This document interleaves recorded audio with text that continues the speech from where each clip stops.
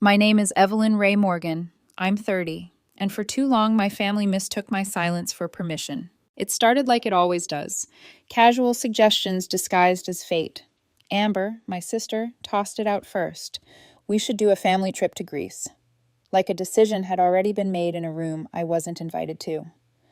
Mom sighed theatrically about how we never do anything as a unit anymore, the kind of line she uses when she wants something to sound moral. Dad did his usual silent nod that means he isn't listening but wants credit for presence. And Jason, 17, brand new confidence, sat there like he already belonged in our history. I know my role, the wallet with a pulse. Flights, hotels, transfers, dinners, excursions, all those things people post with captions about family. If you squint, family looks a lot like funding. They didn't even ease into it this time. Mom started sending me Santorini beaches at sunrise. Amber sent a checklist of what we'll do there. Jason mentioned he'd never left the country, like my heart was supposed to do the work my bank had already done for years. I waited longer than I usually do, and, just like every time, I caved. I booked it all: round-trip tickets, 3 islands, 2 connecting suites with sea views, private transfers, catamaran cruise, dinner reservations, down to the last detail. Just under $4,000, not counting the deposit. Nobody offered to cover meals. Nobody asked if I could. Nobody asked if I wanted to. I told myself maybe this time it would be different. Maybe they'd be grateful without the undertone that makes thank you feel like instructions for next time. 2 days before the flight, I stopped by my parents' place to drop off printed itineraries and adapters. I walked in like I always have. Their house, their rules, but I never needed to knock. They were in the living room, laughing. I heard my name before I saw their faces. "Evelyn's such a pushover," Amber said, like it was a cute habit. She's practically begging to be used." Jason laughed. "She's got no one else. Paying for us is how she belongs." Mom finished it, smooth as sugar. "Let her pay. It makes her feel important." I stepped into the doorway and they looked at me like I was late to the joke I funded. Amber didn't miss a beat. "Don't bother packing for Greece," she said, bright and cold. "It's a family trip." Mom gave me this strange little smile. "You'll understand one day." I smiled back. "Of course." I sat down. I asked what they were excited to see. I recommended a taverna on Paros. I reminded them about plugs and customs and the thing with the bread plates. I did it all with steady hands, and a voice nobody noticed was too calm. None of them suspected anything. Why would they? You don't question gravity until the floor moves. That night, I opened the hotel portal and canceled everything. 25% of the deposit vanished into the Aegean. I didn't care. Then I called the bank and cut the last forgotten cord, the emergency line of credit they still piggybacked on. Snip. No fury. No fireworks. Just quiet. The next day, I showed up to help them pack. Smiled, labeled luggage tags, told them to send pictures. I drove them to the airport on Saturday, sunny and solicitous, and wished them the best vacation of their lives. They boarded believing humiliation only travels one direction. At 6:02 a.m., my phone buzzed. "Fix this, Jason." I watched the notification fade off my lock screen like a tide that only goes out. An hour later, my phone was a field of missed calls and voicemails. Mom sounded confused, asking if I made a mistake with the confirmation. Amber sounded furious, humiliated at the front desk of a 5-star hotel that didn't have a reservation for us. She called me selfish, entitled, a child. By 8:14 a.m., they started trying my old card. Declined. Then again. Declined. Declined. Declined. At 10:45, Mom texted, "Why would you do this?" No question mark. No curiosity. I left her on red and went to buy a croissant. The barista asked how my morning was going. "Lighter," I said, and meant it. I know exactly what was happening to them. Panic. Scrambling. Mom can't book anything without a printed itinerary. Amber doesn't travel without pre-checked bags and color-coded plans. Jason, last I checked, barely has a debit card. Dad probably stood off to the side, scrolling, pretending. Somewhere in the heat of Athens, near a counter that smelled like marble and paper, they realized this wasn't a mistake. It was a mirror. Jason texted again. "You need to fix this right now." I typed 3 words. "Book it yourself." No punctuation, no warmth, just a boundary you could stub your toe on. Then I turned off my phone and walked through the market. I bought a plant for my kitchen. paused at the stall where an old man sells film cameras. He asked if I wanted to try one. I told him I'm learning to take pictures of things that actually belong to me. People think revenge feels like fireworks. Sometimes it's a window opening in a quiet room, air where there wasn't any. That afternoon, I sat on my balcony and let the light cross my thighs in long rectangles.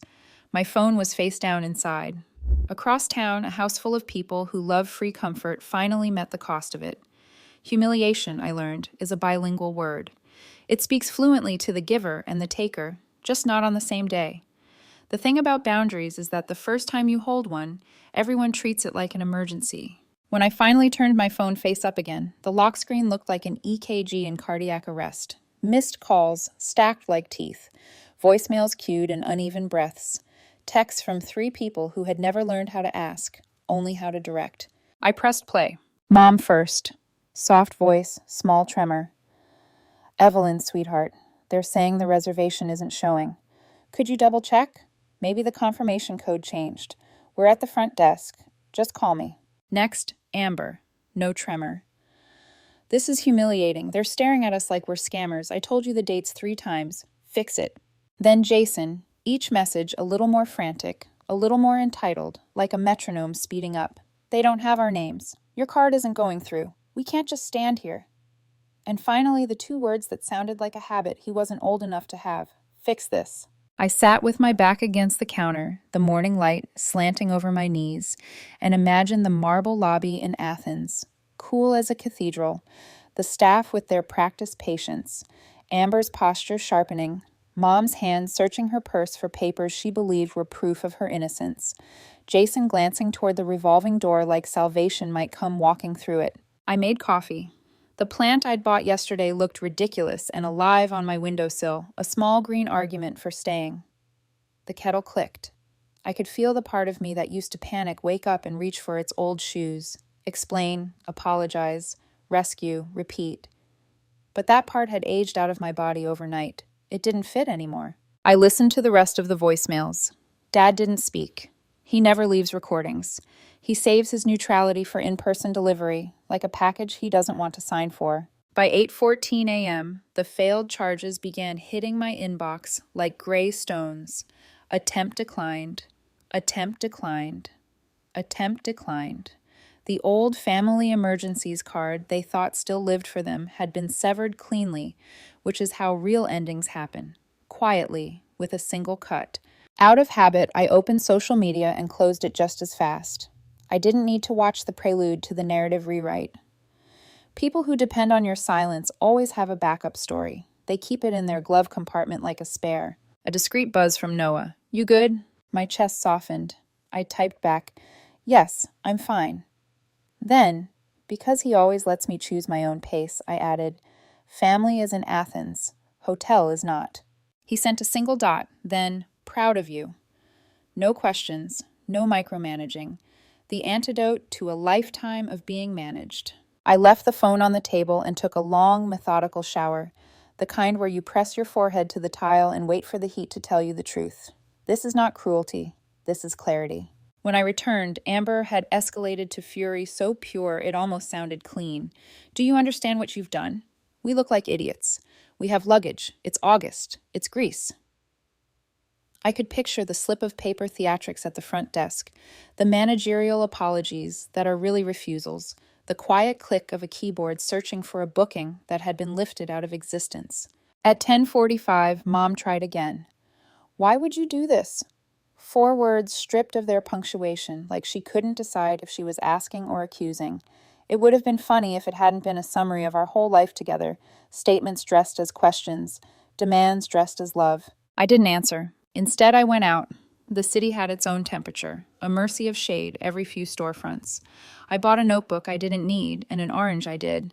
I watched a little boy in a red shirt chase a pigeon that was never his to catch. I let myself be a person with a morning. Back at home, I opened the laptop not to fix anything, but to look at numbers that only belong to me. People don't tell you this, but responsibility feels different when it's chosen. It stops tasting like metal and starts tasting like water. Another buzz. We found a place for one night. It's disgusting. You owe us for the difference. That one, Jason again.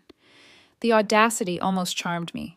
I could hear him saying it, jaw clenched around the word "owe," like the last piece of gum in his mouth. I typed the only sentence that still belonged to me. Book it yourself. Sent. Silence. Then the chorus resumed. Call me, call me, call me, until I turned the phone over and let it breathe. At noon, I walked to the small museum no one visits on weekdays. I stood in front of a painting of a blue door for too long. The plaque said the door used to open to a house that no longer stood. I took a picture anyway. Not for them, for me. Proof that doors can be beautiful, even when they go nowhere. A cloud moved across the sun. You would think freedom would sound like music, but it sounds like elastic returning to form. Noah's name lit my phone again. Dinner later? I thought about how a yes can be a glass of water and a no can be a lock turning. Yes, I wrote. 7. When I finally let the voicemails catch up with me that afternoon, the edges were duller. Shock had curdled into blame, blame into insult. Amber called me selfish, entitled, a child, recitations from the book of projection. Mom tried on gentleness like a dress she never quite fit. Honey, we're a family. Families help each other. The word help snagged in my throat. Help had always been a one-way street with my name misspelled at the end. They made it through one night somehow. I imagined cheap air conditioning and a window that opened onto a brick wall, the kind of hotel where the towels come in the color of surrender. In the morning, there would be a fight over coffee, a cheap taxi, a frantic search for a flight home. They would calculate the loss in money and never tally the cost that mattered, the habit that ended. I didn't wait for updates. I watered the plant. I cleaned the sink. I sat at the table and tried to remember the last time I'd spent a day not bracing for someone else's emergency. Couldn't place it. Evening started to gather itself at the edges. I texted Noah the name of a place with dim lights, where the servers remember faces but don't ask questions. He sent a thumbs up and a heart, the kind of shorthand that doesn't require translation. One more buzz I didn't expect. An old mutual from college, the kind who thrives on the gentle sport of unverified news. Weird question. Are you okay? Heard a story that your booking got overbooked and it wasn't your fault at all. There it was. The first draft of the rewrite. Innocence by logistics. Blameless by accident. A softer lie they could live with. I'm great, I sent back. Nothing to feed, nothing to starve. Before I left for dinner, I stood at the mirror and practiced a face I didn't know I had. Calm, without apology. My hair did what it wanted. I let it. On the dresser, my notebook lay open to a single line I'd written without thinking. I won't explain myself to people committed to misunderstanding me. It looked theatrical when I read it back, but it felt like oxygen. At the restaurant, Noah didn't ask for a postmortem. He ordered us olives and bread and told me a stupid story about a client who thinks a spreadsheet is a living thing. I laughed. An actual laugh that didn't check the room first. When the server poured wine, I caught my reflection in the side of the bottle. Someone slightly more in color than the day before. Any fallout? He asked eventually, not curious so much as careful. Not yet, I said, but there will be. I told him about the lobby in Athens I could see without seeing. I told him about the texts, the heat. The way fixed this sounded like scripture to a church I didn't attend anymore. He reached across the table with a palm-up simplicity that still undoes me. You don't have to turn your phone on tonight. I nodded. I didn't. When I got home, the sky had turned the color of a bruise that's almost healed. On impulse, I opened my messages. Not the family thread, not the old echo chamber, but a name I hadn't thought about in months. Tessa Quinn, Noah's ex. We are not friends, not enemies. We exist at a polite distance, carved by time and choice, but she is woven through the edges of our circles tight enough to catch rumors. There was a DM from her sitting there like a coin on a step.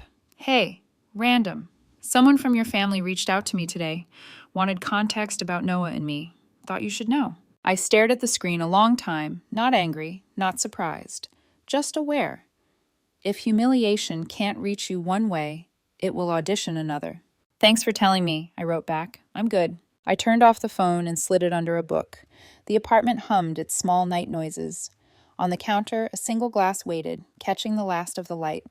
I didn't owe anyone anything. Not an explanation, not a fix, not a version of me that made their life cheaper. I locked the door out of habit and stood there a second with my hand on the bolt, feeling what it means to secure something that is actually yours. Families who live on borrowed comfort always think a boundary is a betrayal. Maybe to them it is. To me, it is a beginning. They came back 2 days later.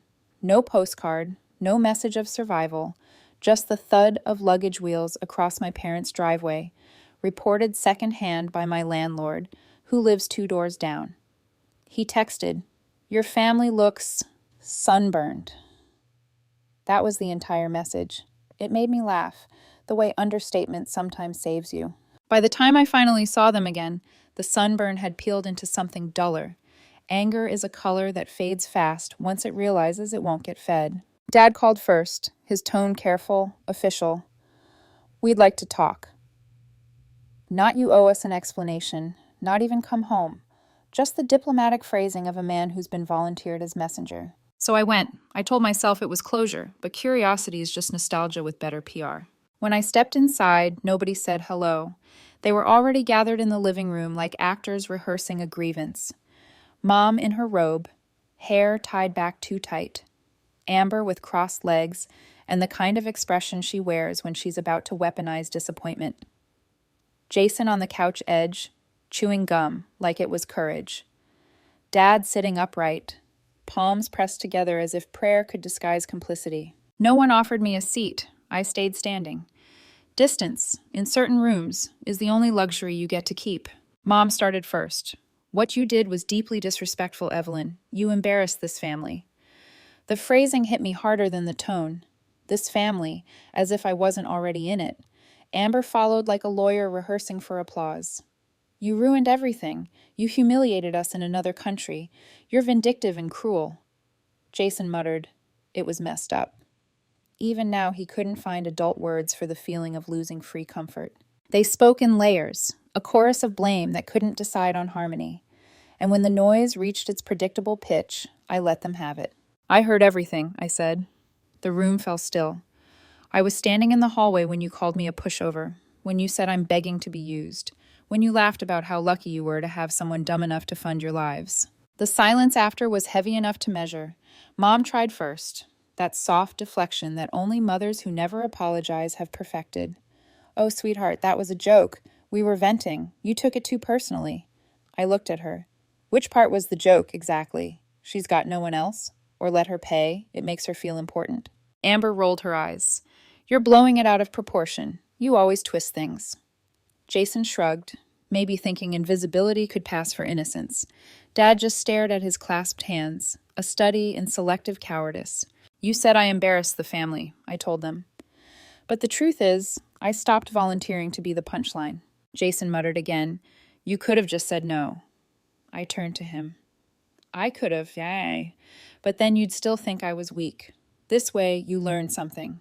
He flinched like he didn't expect the answer to hit. Mom's eyes glossed over, not from guilt, but from the exhaustion of being challenged. "You didn't have to punish everyone." "I didn't punish you," I said quietly. "I just stopped rewarding bad behavior." No one spoke after that. The walls absorbed the heat like old skin. I could hear the faint ticking of a clock that never seemed to move when I was in that house. Finally, I said, "From now on, you pay your own way. No more flights, no more hotels, no more pretending generosity is obligation." And then I left. No one followed. No one told me to wait. The only sound was the door closing behind me, a small, clean noise that felt bigger than forgiveness. I thought that was the end. But endings with my family always have post-credit scenes. That night, someone knocked on my door. It was Dad. He looked like he'd been sent, not convinced. He didn't ask to come in, just stood on the porch, shifting from foot to foot. The porch light carved shadows into the wrinkles he pretends not to have. "Your mother's upset," he said. "We all are. What you did, it's disappointing." That word again, meant to sound calm, designed to cut. He added, "You made a spectacle. Your mother hasn't stopped crying. Amber's devastated. Jason." I stopped him. "Dad, please, don't recite their feelings like they're facts." He cleared his throat. "You could have just talked to us." I laughed softly. "Did you ever plan to talk to me before you laughed at me? Before you let them treat me like an idiot with a wallet?" He sighed. Amber didn't mean it. She has a sharp tongue. Jason's young, doesn't know better. And what's your excuse? I asked. That shut him up. After a moment, he reached into his jacket and handed me an envelope. Jason insisted, he said. Inside was a personal check for $960, the exact amount I'd lost canceling the hotel. Jason's name signed in clumsy ink. I didn't say a word. Didn't ask why it wasn't from all of them. Didn't ask what kind of lesson they thought this transaction would teach. I just folded it once and walked back inside, closing the door slowly, deliberately, the way you end a prayer you never believed in. Later that night, my phone lit up again. Mom, we raised you better than this. Of all the sentences she could have chosen, that one landed the deepest, not because it was true, but because she believed it. Like I was an ungrateful creation that had gone rogue. Like my refusal to keep funding their peace was proof that I'd failed her. I sat there for a long minute, phone warm in my hand, and then typed my reply. No, you raised me to stay quiet. I raised myself to stop. Then I blocked her number. The room went still, the kind of still that comes after a storm. Not silence, exactly, but aftermath. I leaned back against the wall, listening to the hum of my fridge, the faint pulse of city noise outside, and for the first time in years, I realized something simple. Peace doesn't roar. It whispers. They'd probably spend the next few days rehearsing new versions of me. The villain, the bitter daughter, the cold one who changed after money. But I was done auditioning for their approval. The check was still on the counter, folded like a secret. I didn't cash it. Didn't rip it up either. Just let it sit there, a small paper monument to everything they owed me that money could never cover. The next morning, I woke up to quiet so thick it felt staged. No calls, no texts, no familiar guilt pings from Mom's number, trying to crawl back into relevance. Just the faint mechanical hum of a house adjusting to its new emptiness. It should have felt like victory, but it didn't. Silence from manipulators feels peaceful for exactly 5 minutes. Then it starts sounding like exile. I went about my day anyway. Cooked breakfast, watered the plant that somehow hadn't died yet, went to work. And still, between the small tasks, my brain reached for its old routine. Check if they need something. That instinct doesn't die easily. You have to starve it. By the end of the week, the silence had evolved. Not reconciliation, not reflection, just absence. Strategic, collective, deliberate. No one in my family reached out, but the world around them started whispering on their behalf. It began with a coworker. She leaned across the office divider, voice lowered like gossip was an act of compassion. I heard your sister had a rough trip, she said. Something about a mix-up at the hotel. So embarrassing. But she said you handled it so gracefully. Gracefully. The word hung there, polished and false, like perfume sprayed over smoke. I smiled. Sounds like it. She didn't know that handled gracefully meant canceling every comfort they'd ever borrowed and watching them drown in the shallow end of accountability. That afternoon, I checked Instagram. Amber had posted a photo from an old trip, Italy, 2 summers ago. Our whole family at a restaurant terrace, glasses raised mid-laughter. Her caption read, "When vacations were about love, not control, no tag." But I was right there in the picture, smiling like an unpaid extra in someone else's movie. The comments flooded in. Beautiful family. So much love here. And then, the one that stung, even though I knew better. Where's your sister? Amber replied, some people change. 3 words. An entire assassination, clean and public. I locked my phone, sat still for a full minute, then reopened it, not to engage, but to unfollow. Peace sometimes looks like indifference, but it's actually surgery. Later that night, I opened Netflix, 3 profiles gone. Only mine remained. Hulu signed out. Amazon Group removed me. Cloud storage, the one I'd set up years ago for their backups, still linked. For a moment, I hovered over it, considering whether I should let it stay as a digital olive branch. Then I logged in and deleted the entire account. Not revenge. Release. An hour later, the silence broke. Amber. Wow, petty much? 10 minutes later. You really think this makes you better than us? Enjoy your lonely life. Jason chimed in soon after. You owe her an apology. She didn't deserve this. That one actually made me laugh. Deserve what? A free vacation? A human ATM? The right to insult me and still expect concierge service? I didn't reply. The next day, a neighbor told me she'd seen Jason mowing my parents' lawn, shirt off, earbuds in, settled like a tenant instead of a temporary guest. Apparently, Mom had started referring to him as family. I almost admired the efficiency. One wallet gone, another placeholder found. At work, someone mentioned seeing my sister at the mall. Seemed fine, they said, smiling, shopping. Of course she was. My absence was her opportunity to rewrite history without the inconvenient presence of truth. But what none of them understood was that silence can be louder than gossip. It echoes until you decide it doesn't. That night, Noah came over. He noticed the folded check still sitting on the counter. "You keeping that as a trophy or a warning?" he asked, half-smile tugging at his mouth. "Both," I said. He nodded. "Looks about right." We ordered Thai food, ate cross-legged on the floor, and didn't talk about my family at all. He didn't tell me I'd done the right thing. Didn't ask if I missed them. He just existed beside me in the calm, which somehow said more than any comfort could. After he left, I opened my messages one last time. Mom hadn't written again. Amber had posted another story, a filtered sunset with text overlay. "Forgive, don't forget." Jason had liked it. Of course he did. I stared at the glow of my phone screen, realizing something that settled like a quiet truth. They hadn't cut me off to punish me.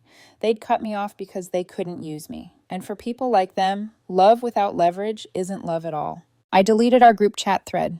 Not archived. Deleted. Gone. When I finally lay down that night, I thought about how families like mine survive on revision. If they repeat a story often enough, they start to believe it. And I realized that maybe the only way to break that cycle wasn't to correct them. It was to outgrow the need to. Weeks passed.